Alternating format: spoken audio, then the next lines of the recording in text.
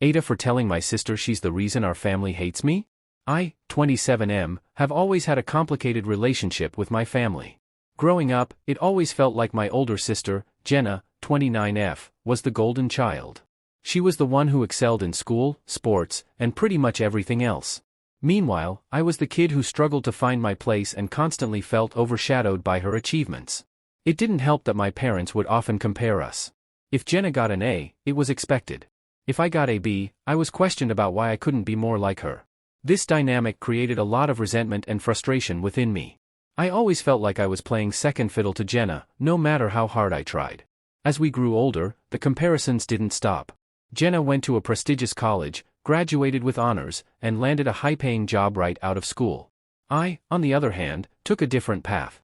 I struggled with college, dropped out after a couple of years, and ended up working various jobs to make ends meet.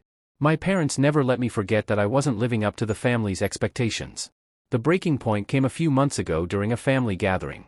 My parents were once again singing Jenna's praises while subtly, and sometimes not so subtly, criticizing my life choices. I had reached my limit and decided to confront Jenna about it. I pulled her aside and told her that I felt like she was the reason our family hated me. Jenna looked genuinely shocked and hurt by my accusation. She asked me to explain, so I poured out all the years of frustration and resentment. I told her how our parents always compared us and how I felt like I could never measure up to her. I admitted that I was jealous of her success and how it seemed like she could do no wrong in their eyes. To my surprise, Jenna started crying. She told me that she had no idea I felt this way and that she never wanted to make me feel inferior. She said she had her own struggles and pressures to deal with, but our parents never seemed to acknowledge those either. She apologized if she had ever contributed to my feelings of inadequacy and said she wished we had talked about this sooner. After our conversation, Jenna and I have been working on mending our relationship.